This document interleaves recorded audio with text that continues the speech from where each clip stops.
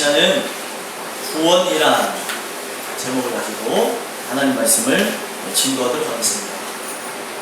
오늘 말씀의 배경을 먼저 살펴보시면 에베소서는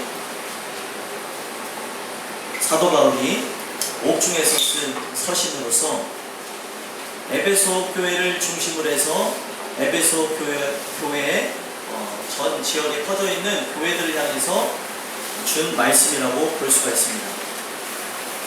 사도 바울이 에베소서를 그들에게 왜 썼느냐, 말씀의 전체적인 의미를 통해서 보게 되어지니까 유대인 그리스도인과 유대인 그리스도인의 서로 분쟁이 있었다는 것입니다.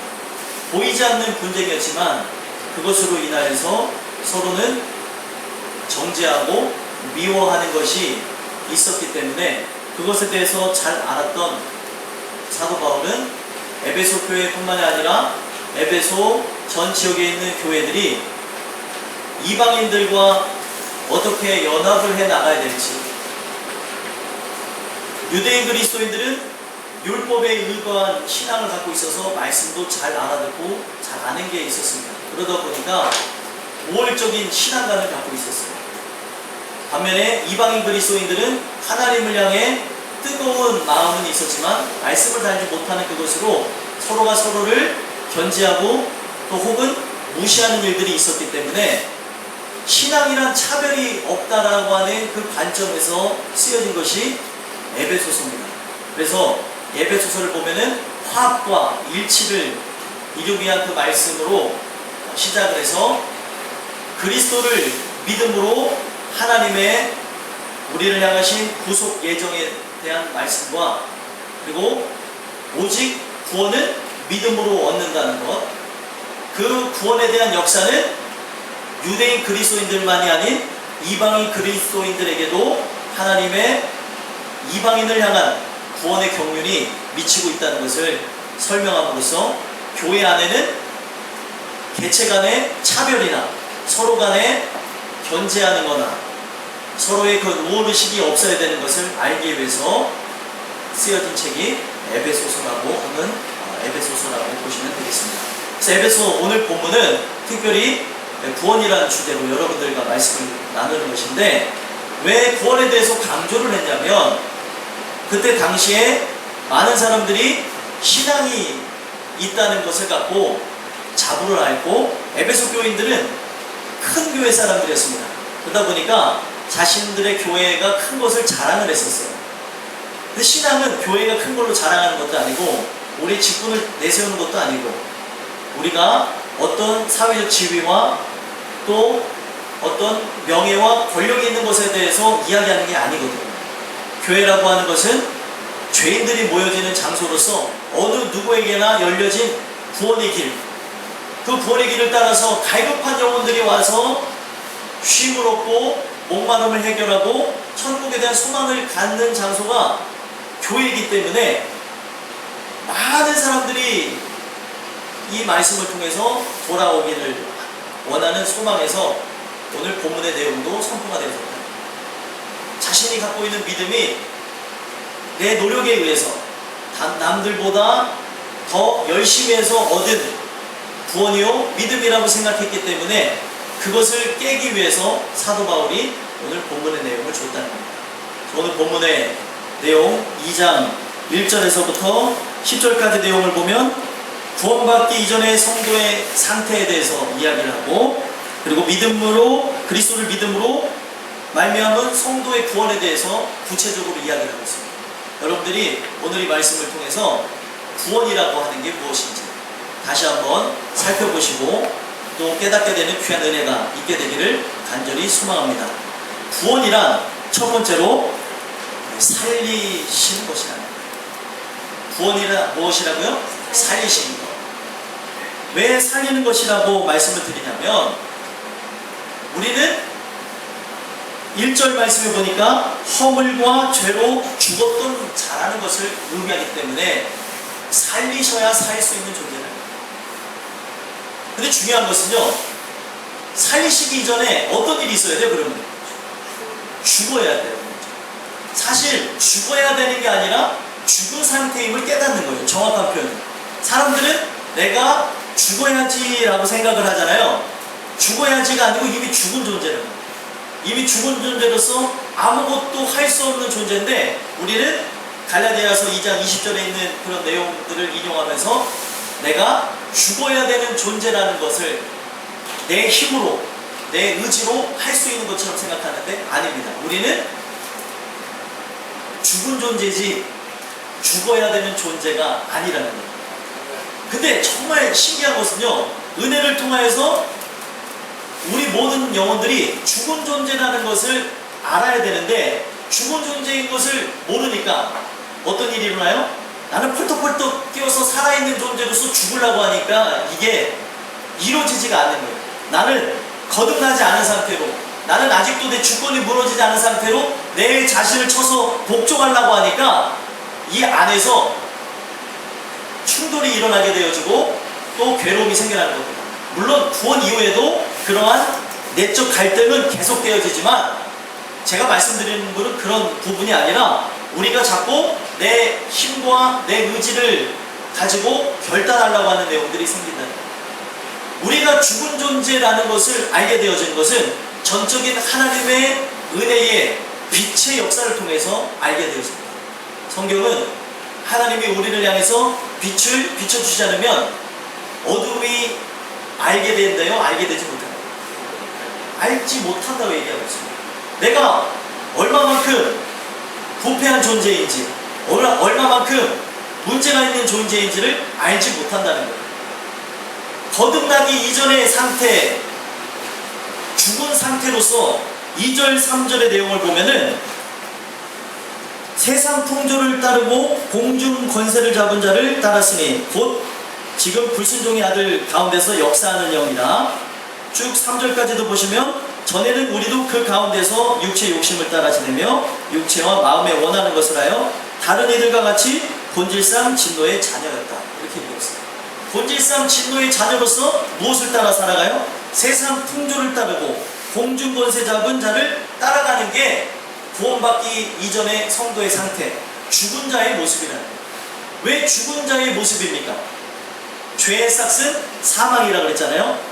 근데 사망의 영에 사로잡혀서 살아가니까 우리는 죄로 인하여서 죽은 존재가 되어졌기 때문에, 죄로 인하여서 우리는 사단의 종로로 타는 존재가 되어졌기 때문에 우리에게는 어떤 소망도 희망도 그 어떤 기대도 할 수 없는 존재라는 것을 말씀을 통해서 얘기를 합니다.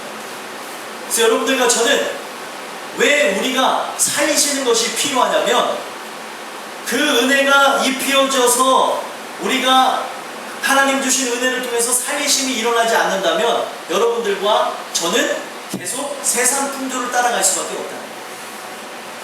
원문의 의미를 보니까 세상 풍조를 따른다는 게 뭐냐면 세상의 코스를 따라서 나간다.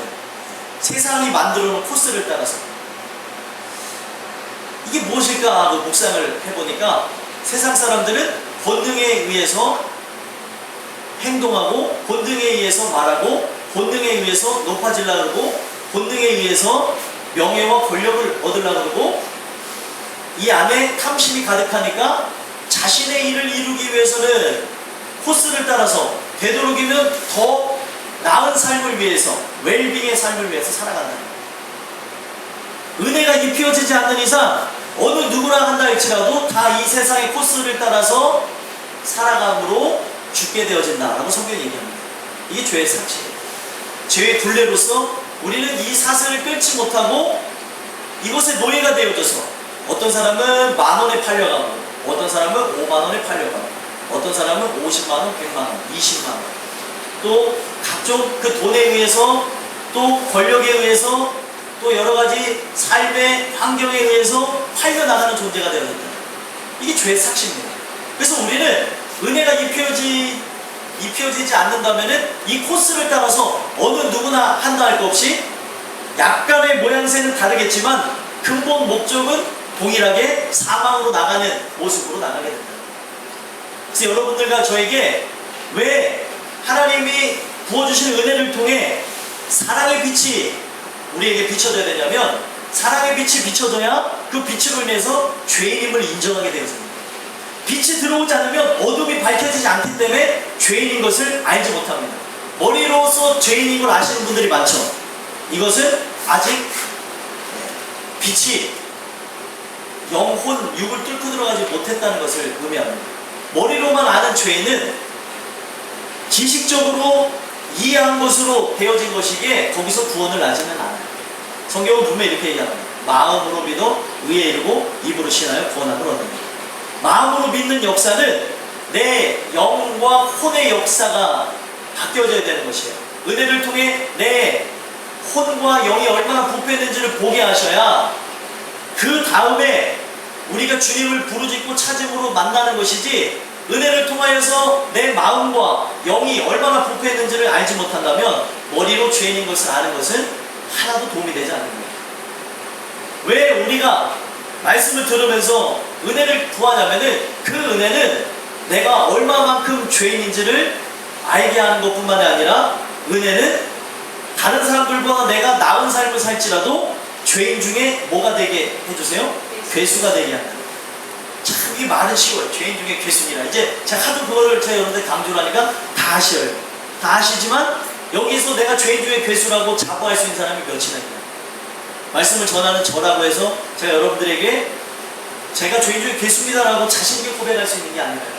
은혜를 통해서 우리가 더욱 그분을 의지하는 걸 통해서만이 우리는 날마다 죄인 중에 괴수라고 하는 고백이 이론적인 고백이 아니라 실제적인 고백을 통해서, 빛의 역사를 통해서 우리에게 나타나게 됩니다. 성경은 그 은혜의 빛이 들어와야 우리 모든 인생이 완전한 죄인 되어진다는, 완전한 죄인이 되어지고 완전히 죄인이 되어져야 내 힘으로는, 내 능력으로는 다시 살 수가 없는 존재라는 걸 알기 때문에 그 다음에 살리심의 역사가 일어난다. 그런데 오늘날 우리는 아직도 살만하고, 아직도 할만하고, 아직도 내 능력을 의지하면서 할 수 있는 것들이 너무나 많다는 거예요. 부족해야 되는데 부족하지를 않아요. 오늘날 사람들이 어렵다 하지만 과거의 어려운 것과 지금의 어려운 것에는 엄청난 차이가 있다는 거예요. 과거의 어려움은 정말 어려운 것이고, 지금의 어려움은 100가지 중에 90가지를 못하고 10가지를 하는 것에 대한 어려움이지, 아예 모든 걸 못하고 사는 것에 대한 어려움이 아니라는 거예요. 어려운 집도 여행도 갈 수 있고, 어려운 집도 차도 살 수 있고, 어려운 집도 맛있는 거 먹을 수 있고, 다 할 수 있잖아요. 하지만 우리는 어렵다는 말이 돈이 많으시건 많이 적으시건 어렵다는 말이 입에 붙어서 다녀요. 제가 왜 이런 말씀을 드리냐면, 옛날 사람들 그냥 다 할 것 없이 어려웠다는 것이 맞았지만, 지금은 내 것을 다 하면서도 어렵다고 하는 모양들이 있다는 거예요. 이 모양들은 결국에 죄의 삭슬, 죄에 대한 월급이 뭐냐면 사망이에요. 죄에 대한 그 대가가 월급인데, 오늘날 우리가 세상에서 노동을 하고 일을 하고 내가 갖고 있는 지식에 대한 대가로 월급을 받잖아요. 우리는 이 월급을 받는 것과 함께 생각해야 되는 게 뭐냐면, 우리 인생의 최고에 받게 되는 월급은 사망이라는 월급이에요. 이것을 벌기 위해서 우리는 끊임없이 노력하고 끊임없이 애쓰고 나가고 있다. 여러분들과 제가 왜 은혜가 필요하다고 제가 말씀을 드리냐면, 은혜가 입혀지지 않고서는 내가 죄인인 것을 알 수가 없기 때문에, 죽은 존재라는 걸 알지 못하기 때문에 그 은혜가 필요하다는 겁니다. 이것에 대한 예표로 볼 수 있는 것을 제가 찾아서 말씀드리면, 열왕기하 4장에 보게 되면 수넴 여인의 아들을 살리는 사건이 나옵니다. 그 자세한 내용은 집에 가서 읽어보시고요. 수넴 여인의 아들을 살리는 그 내용을 보게 되어지면, 그 아들이 죽었어요. 그 죽은 아들을 다시 살릴 수가 없게 되는 상황에 이르르니까, 이 수넴 여인이 가장 먼저 생각한 것은 남편을 찾아간 것도 아니고 살릴 수 있는 대상을 찾아갑니다. 누굴 찾아가냐면 엘리사를 찾아갑니다. 엘리사에게 가서 간청을 합니다. 내 아이가 죽었다. 그래서 그 아이가 죽게 되어져서 있는 상태에 대해서 말을 해서 엘리사가 와서 살리는 내용입니다. 엘리사가 그 아이를 살리는데 보니까 어떻게 살리냐면, 그 아이 위에 올라가서 눈과 눈을 마주치고 눈과 눈을 대고 코와 코를 대고 입과 입을 대고 손과 손을 대서 엘리사에 있는 온기가 그 아이에게 다 전달이 되도록 전심으로 기도하는 모습이 나옵니다. 이게 무엇을 상징하는 거냐면 십자가에 죽으시는 예수님의 십자가 사건을 예표하는 것입니다. 그래서 결국에 엘리사가 거기 위에 올라가서 기도를 하니까 어떻게 됐어요? 그 아이가 차가웠던 몸이 점점점 따뜻해집니다. 살리시는 것은 바로 여기에 의미를 두고 있다는 거예요. 우리가 은혜를 통하여서 어떤 일이 일어나는 거예요? 완전한 죄인이 되어지고 완전한 죄인이 되어진 자들에게 용서하심이 일어나는 것. 이거를 살리심이라고 합니다. 그래서 용서하심과 살리시는 역사는 동시다발적으로 일어납니다. 동시다발적으로. 여러분들과 저의 인생 가운데 일어나야 되는 현상입니다. 근데 용서하심을 받기 위해서 우리가 은혜를 통해 그 과정을 따라 죄인이 되어져야 되는데 죄인이 되어지는 것은 내가 결단으로 되어지는 게 아니기 때문에 문제가 있다는 거예요. 은혜를 통해서 하나님이 그 구원할 자에게 은혜를 주셔야 완전한 죄인이 되어져서 완전한 죄인이 되어진 상태는 뭐예요? 죽은 상태라는 거예요. 수동적인 상태.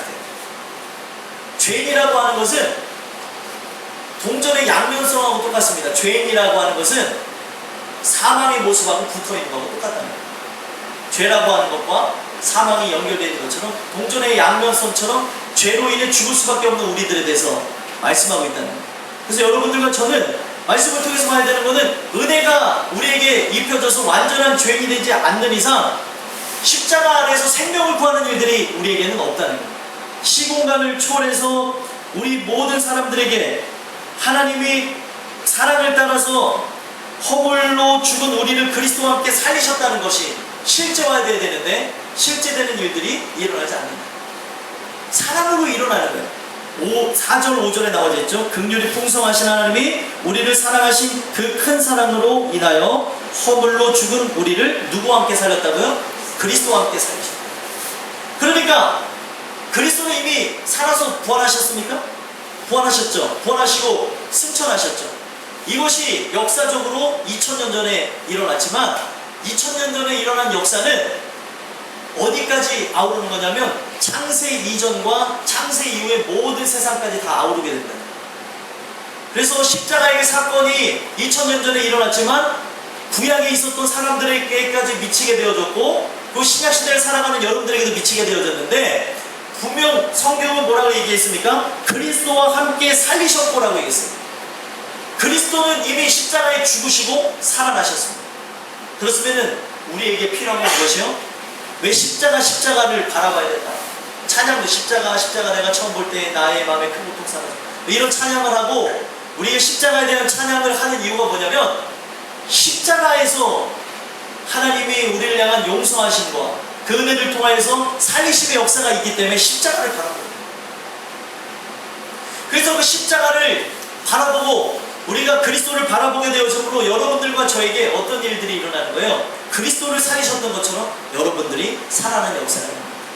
죽은 자가 의지해야 될 것은 누구를 의지하는 거예요? 수냄 여인이 엘리사만을 의지했던 것처럼 하나님의 종으로 부름을 받았던 엘리사만을 의지했던 것처럼 여러분들과 제가 의지할 분은 그리스도밖에 없다는 거예요. 그리스도의 달리신 십자가만 우리가 이 십자가를 바라보라는 게 아니라 정말 그 십자가 달리신 예수 그리스도를 통해서 우리가 살아나는 역사가 있기 때문에 우리는 아무것도 할 수 없는 상태, 죽은 존재이기 때문에 내 의지적 결단도 할 수 없고 내 주권을 내세울 수도 없고 아무것도 할 수 없는 상태라는 거예요. 여러분들과 제게 은혜를 통해서 살리셔야지만 살 수가 있는 존재가 여러분들과 저의 모습이라는 거예요. 그래서 성경은 뭐라고 얘기하고 있어요? 이 세상엔 소망이 없습니다. 어디에 소망이 있어요? 십자가에 소망이 있고 하늘에 소망이 있다. 왜 우리가 십자가에 소망을 둬야 되냐면 거기서 여러분들이 다시 살리심을 받기 때문에 거기서 다시 태어나는 그 일들을 경험하시기 때문에 이것이 여러분들과 저에게 필요하다는 거예요. 여러분들과 저는 오늘 주시는 이 말씀을 통해서 살리시는 그 은혜가 여러분들에게 입혀졌으면 좋겠습니다.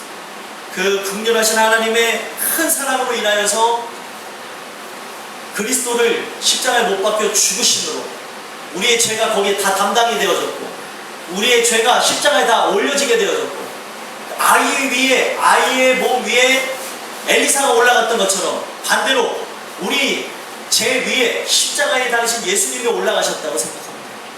그분의 그 역사로 인하여서 여러분들과 저는 살리시는 그런 경험이 실제화되는 경험으로 나타나야 된다.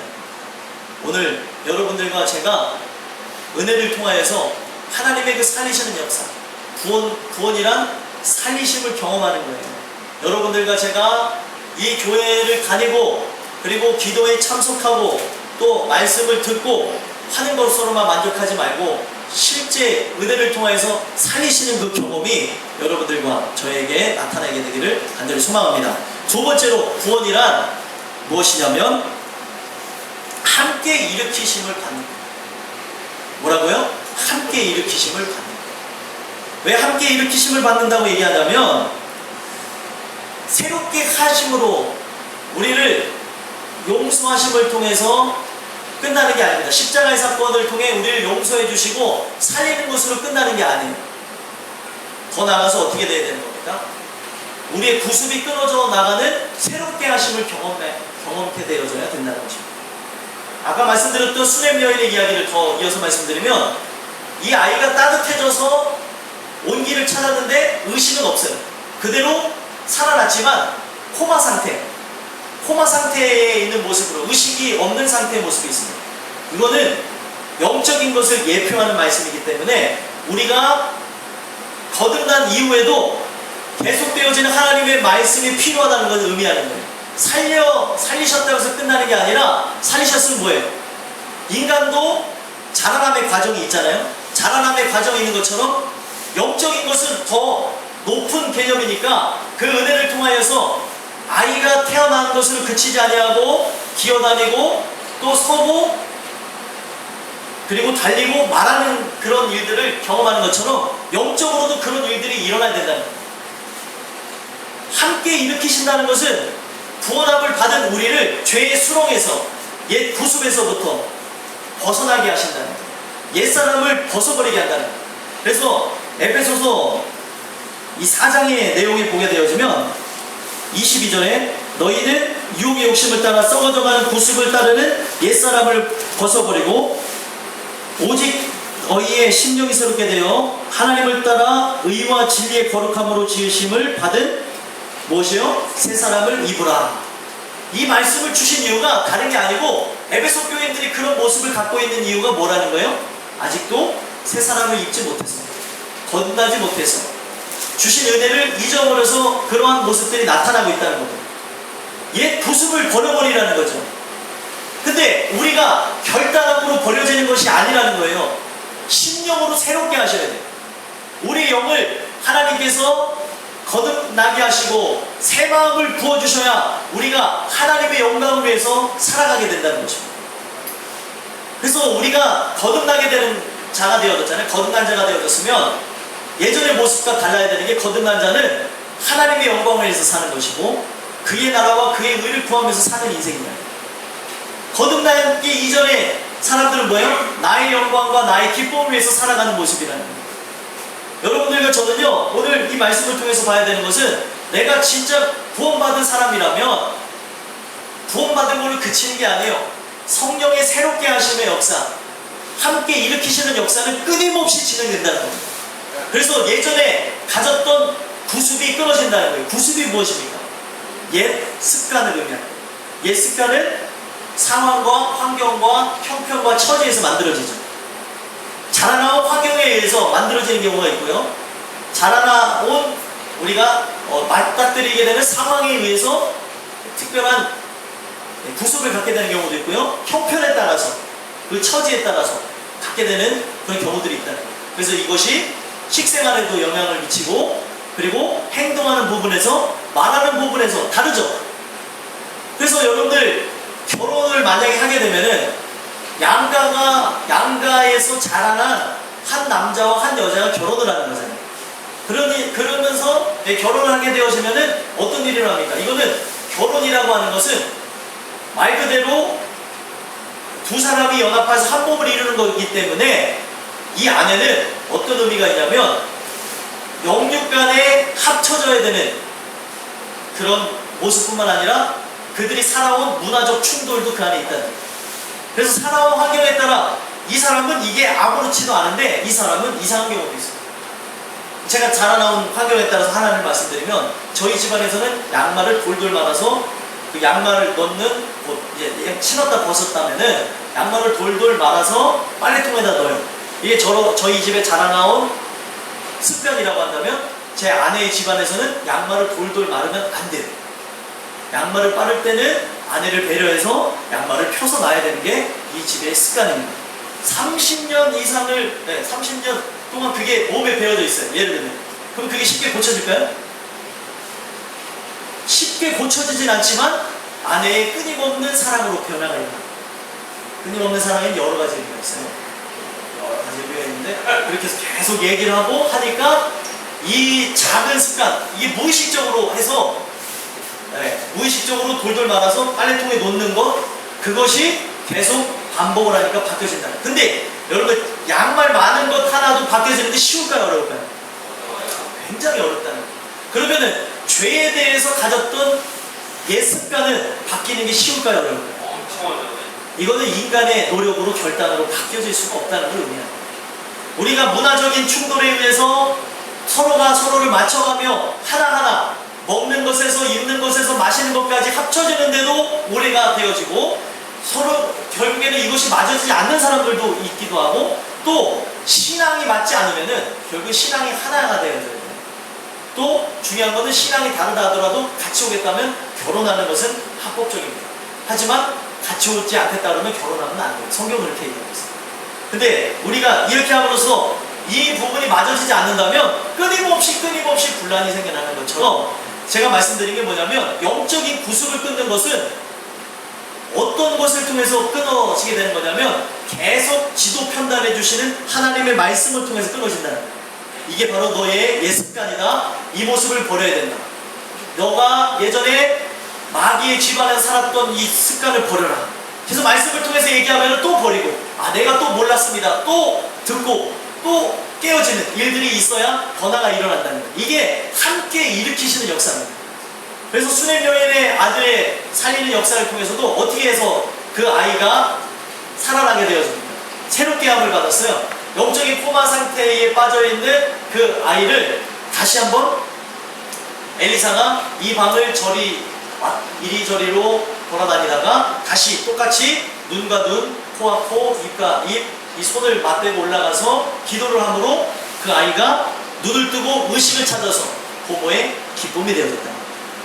이 내용은 무엇이냐면 계속되어지는 성령의 역사를 통해서 계속되어지는 하나님의 말씀을 통하여서 결국에 우리가 살아난 것만으로 끝나는 게 아니에요. 여러분들 살아났는데 식물 인간이라고 한다면 그것도 의미가 있지만 제가 어떤 프로를 이번에 추석 때 봤는데 세상에 이런 일을 봤는데 한 사람이 깨어났어요.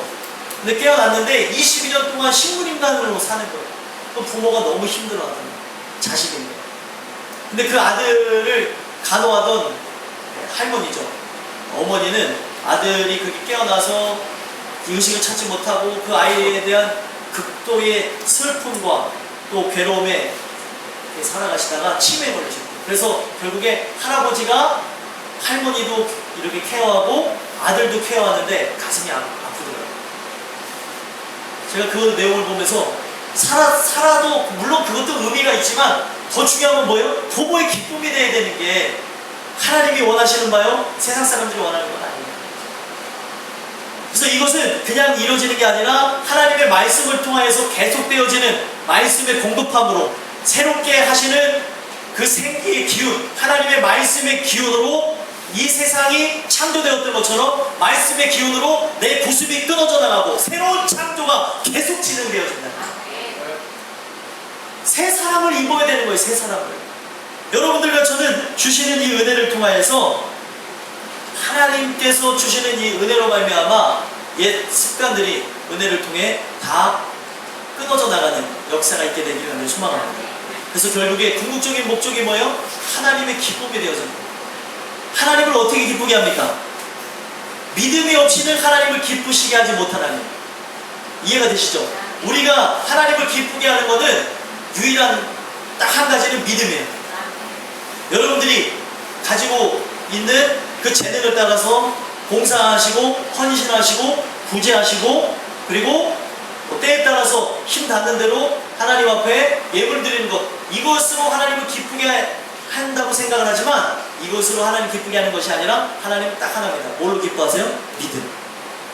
근데 이 믿음이 있다는 증거, 아이가 자라났다는 증거, 부모의 기쁨을 제가 간접적으로 체험하면서 제가 이렇게 목회를 하고 있습니다. 부모의 기쁨이 뭐예요? 아이가 자라남에 있어서 그 시기에 맞게끔 행동하는 것이죠.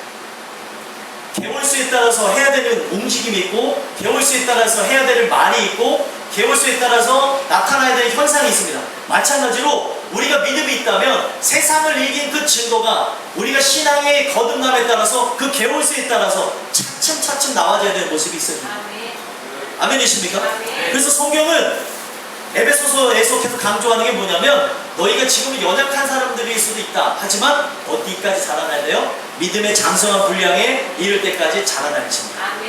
자라나야 되는 겁니다. 근데 이것이 어떤 사람은 살아난 존재로서만 있는 사람들이 있는 경우들이 있다는 거예요. 살아난 존재로서만. 하나님께서는 여기서 만족하는 게 아닙니다. 오직 그 말씀을 통해서 살아있는 존재로서 말을 하고 행동을 하고 부모의 기쁨이 되기를 바라신다. 여러분들과 저는 주시는 은혜를 통해서 함께 일으키시는 우리 그리스도의 그 사역을 통하여서 여러분들과 제가 새롭게 하신 나의 구습이 끊어져 나가는 귀한 역사가 여러분들에게 입혀지게 되기를 예수 그리스도의 이름으로 소망합니다. 마지막 세 번째는요, 구원이란 선물이란. 무슨 선물이에요? 하나님의 선물. 8절 한번 읽어볼까요? 읽겠습니다. 시작. 너희는 그 은혜에 의하여 믿음으로 말미암아 구원을 받았으니 이것은 너희에게서 난 것이 아니요 하나님의 선물이라. 아멘. 왜 하나님의 선물이라고 이것을 강조했을까요? 그 사람들이 자신들의 신앙을 자랑하는 일들이 있었기 때문에 선물이라고 강조를 했다는 겁니다. 여러분들 선물 받아보셨나요? 이제 받아보신 거 언제 기억에 감을 담아가십니까? 추석 선물 세트 안 받으셨어요? 받았어요. 안 받았어요? 아유, 추석 선물 세트 아유, 못 받으신 분들 가슴이 아픈데, 네. 그거는 이제 못 받을 수 있지만 우리가 1년에 꼭 한 번 이상 받는 게 있잖아요. 그것도 못 받으신 분들도 가슴이 아픈데 1년에 한 번 받는 게 뭐죠? 생일 선물 잘 아시네요. 생일 선물 없어요? 남들을 보면 치셔야 돼요. 가까다가 때리시고 왜 생일 선물이 없냐. 이런 사람들이 있어요. 어떤 사람들이 있냐면 내가 선물이야 이런 사람들. 제일 얄밉다 그러더라고요. 그게 누구냐면 바로 저예요. 아니 선물을 줄 그게 없어요. 그래서 여보 내가 가장 큰 선물을 할 테니 아휴 저 치워버려. 네, 농담이고요. 가장 좋아해. 그래도 좋대요. 네. 그래도 여자는 백이 있어야 된다는 거거든요. 주님이 백이 되고 다른 백이 되고. 네, 농담입니다. 새겨 들으시면 바랍니다. 저게 중요한 거는요. 이 하나님의 선물이라고 하는 이 개념을 통해서 우리가 봐야 되는 거는 우리가 연주 행사 가운데 생일 선물을 받기도 하고 받았던 적도 있고 못 받으신 분도 있지만 받았다는 걸 전제해보자면 이거는 선물을 준다는 것은 그 사람이 태어난 날에 대해서 축하하고 그리고 함께 알리는 것이잖아요. 우리가 그 생일날에 선물을 주는 것처럼 하나님의 선물의 개념은 무엇이냐면 다시 태어난 것에 대한 선물의 의미가 무엇이냐면 믿음이라는. 이해가 되십니까? 그러면 이 세상에 아이들이 태어난 것은 누구의 계획이었어요? 이 세상에 아이들이 태어난 건 넓게는 하나님의 계획이지만 좁게는 부모의 계획을 따라서 난 것이니까 이것은 사실 그들이 그 어떤 노력과 결단에 의해서 태어난 게 아니라는 건 우리가 잘 압니다. 그렇죠? 부모의 계획에 의해서 태어난 것이지 아이가 이제 세상에 나와보겠습니다 하고 나오는 경우가 없다는 겁니다. 우리가 세상에 자녀가 태어나는 걸 통해서도 알 수 있는 것처럼 마찬가지로 이 세상에서 한 사람이 태어나서 믿음을 선물로 받는 것은 하나님의 구속 예정이 먼저 있었다는 거예요. 그러면 자랑할 수 있나요? 없나요?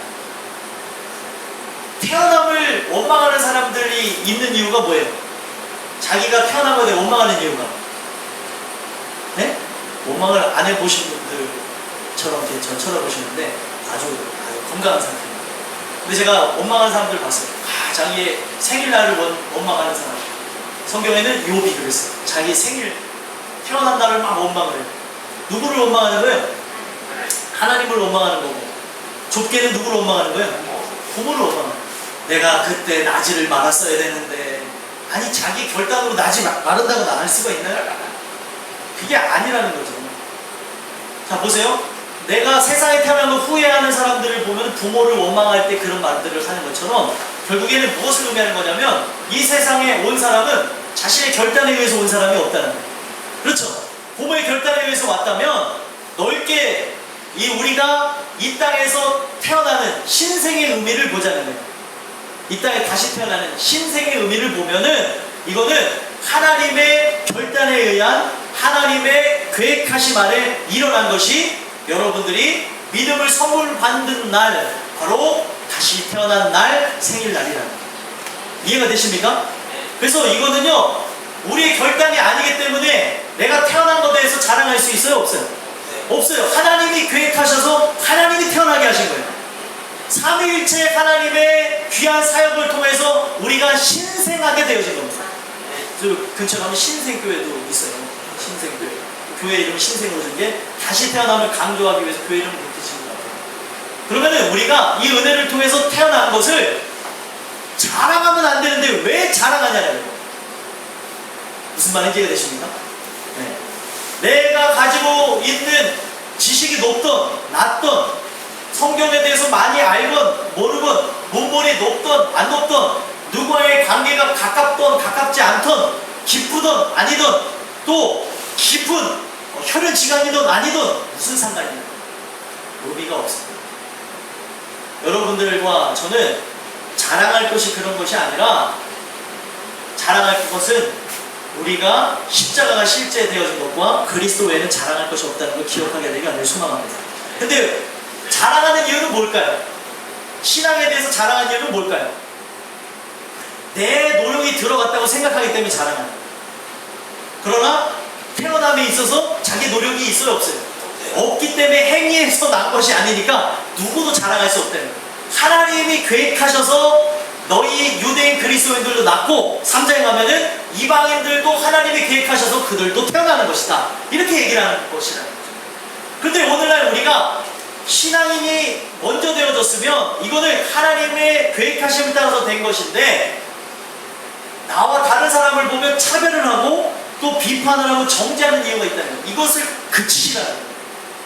교회는 어떤 곳이에요? 죄인이 들어와서 바뀌어지는 곳이 교회입니다. 그러다 보면 미성숙한 모습도 있고 사회적으로도 연약한 모습이 있는 사람들이 모이는 게 교회가 될 수 있어요. 기초 윤리의식도 부족할 수도 있다는 거죠. 공중 그 문화도 아직 잘 섭렵이 되지 않을 수도 있고 예배간의 그 예의 예절도 없을 수도 있는 사람이 모여지는 곳이 교회에 있을 수도 있다는 거예요. 그러면 우리가 해야 되는 게 뭐냐면 그들을 위해서 기다려주고 건면하고 밀어주고 끌어주는 거라는 거예요. 하나님이 주시는 은혜를 통하여서 하나님이 계획하신 그 날 안에 나를 태어나게 하시고자 정하셨고, 그 정하신 날을 기르기 위해서 우리에게 믿음이라는 은혜의 선물을 주셨다면 저 사람에게도 은혜의 선물 줄 날이 있는지 없는지 나는 알 수가 없으니 우리는 그것에 대해서 비판하면 안 된다. 왜 비판하면 안 됩니까? 그 사람이 변화해서 내 신앙보다 더 좋아질 수도 있어요. 내 신앙보다 앞서 나갈 수도 있고, 신앙이라는 것은 하나님께서 우리에게 일어나가시는 것이기에 자랑할 수가 없는 것이라는 겁니다. 그래서 우리는 끝까지, 끝날 때까지 끝난 게 아니에요. 죽는 그 순간까지 우리는 끝난 게 아니기 때문에 우리에게 허락하신 그 나날 동안 우리 교회 안에 한 형제 자매로 부름을 주셨다면은 서로를 사랑할 수 있도록 기도를 하셔야 되는 게 하나님이 우리에게 정하신 목표랍니다. 사랑할 수 있는 사람을 사랑하는 건 누구나 할 수 있고요, 사랑할 수 없는 사람을 사랑하는 것이 내가 구원받은 증거라는 거예요. 여러분들과 저는 이 주신 말씀을 통해서 하나님의 선물이라고 하는 그 의미를 바로 아셨으면 좋겠고요. 그 은혜를 통하여서 보셔야 되는 게 뭐예요? 신생의 의미를 말씀드리면 아이들이 태어나게 되어짐으로 이 아이들의 기준에 따라 자라나잖아요. 마찬가지로 여러분들과 저도 은혜를 받은 증거가 그 믿음의 시험을 통과한 것을 통해서 증거가 되어졌으면 좋겠어요. 작게는 뭐예요? 내 말의 변화를 통하여서 성품은 안 변할 수도 있어요. 성품 그대로 갖고 하나님이 사용을 하십니다. 하지만 내가 남에 대해 생각하는 그 말과 행동, 그리고 우리의 걸어가는 그 발걸음, 그 모든 걸 통하여서 우리는 거듭났는가 거듭나지 않았는가, 나는 하나님의 선물을 받은 사람인가 받지 않은 사람인가를 우리의 생활의 기초적인 부분에서 알 수가 있다는 거예요. 여러분들이 소망하기는 주시는 이 은혜를 통해서 이 모든 것이 하나님이 전에 예비하사 우리로 그 가운데서 행하게 하려 하십니다. 10절 나와져 있는 그 말씀처럼 이것이 다 하나님의 예비하심을 통해서 이루어지는 것이고, 로마서 8장에 보게 되면은 하나님께서 미리 아신 자들을 아들의 형상을 본받게 하기 위해서 어떻게 한대요? 그들을 부르신 그들을 의롭게 하시고 의롭게 하신 그들을 영화롭게 하십니다. 라는 그 말씀을 통해서 하나님이 미리 아신 자들이라고 얘기하고 있어요. 하나님께서 우리의 영적인 생일날을 정해놓으셨습니다. 그래서 정해놓으셔서 빨리 태어난 사람도 있고 아직 태어날 때가 안 된 사람도 있는데, 여러분들과 저는 이 교회 안에 한 형제 자매로 보여졌다면 은혜를 통해서 서로가 밀어주고 끌어주고 화합하며 나갈 수 있는 모습이 있었으면 좋겠어요. 그래서 유대인 그리스도인은 정통 신앙이라고 보시면 되겠어요. 이미 직분을 갖고 신앙생활하고 말씀을 아는 사람이라고 보시면 되고요. 유대인 그리스도는 뭐예요? 이제 하나님을 만나고자 교회 안에 들어온 사람이라고 보시면 되겠어요. 그러면은 내가 먼저 은혜를 받은 사람이라면 아직 은혜를 받지 못한 사람이 여성교에 있을 수도 있고 남성교에 있을 수도 있고 또 청년들 가운데에 아이들 가운데 있을 수 있습니다. 그 모습을 보고 비판하지 마시고, 내 속에서 딱 올라올 수 있어요. 이게 말씀과 육신이 부딪힙니다. 그러면은 별별 것까지 다 먹는 것에서부터 밥을 몇 번 씹냐서부터 그렇게 얘기할 수도 있고, 아니 그게 중요하긴 하죠. 건강을 위해서 중요하긴 하지만 그 모든 부분은 각자의 생활입니다. 누가 강아지를 키우든 안 키우든, 또 누가 이것을 사 먹든 안 사 먹든 그게 중요한 게 아니고요. 우리는 한 형제 자매를 통해서 은혜로 함께 나가는 사람이기 때문에 은혜 안에 되도록이면 들어오게끔 하는 게 목적이고, 은혜 안에 실족하지 않고 밀어주고 딸고 나가는 게 하나님이 바라시는 바람입니다. 이해가 되십니까? 오늘 말씀 끝나고 제가 보겠어요. 끝나고 말들 하시는 부분에서 서로 탁탁 쏘면서 사이다처럼 쏘지 마세요. 우리 교회 분들을 보시면 사이다처럼 쏘시는 분들이 종종 있는 것 같아요. 서로가 너무 친해서 그런데, 친해도 여러분들 격식을 갖추셔야 돼요. 친해도 상대가 아플 말이라면, 여러분들 사이다 좋아한다고 해서 벌컥벌컥 마시면 목이 어때요? 또 안 드셔보세요. 또 사드려야 돼요. 여러분 사이다 좋아한다고 해서 아무리 좋아하는 사람이라도 빨리 먹으면 목이 어때요? 아주 그냥 목이 따끔따끔하는 것처럼, 아무리 내가 그 사람을 좋아하는 사람이지만 좋아한다고 해서 함부로 말하면 따끔따끔하게 꽂힌다니까요.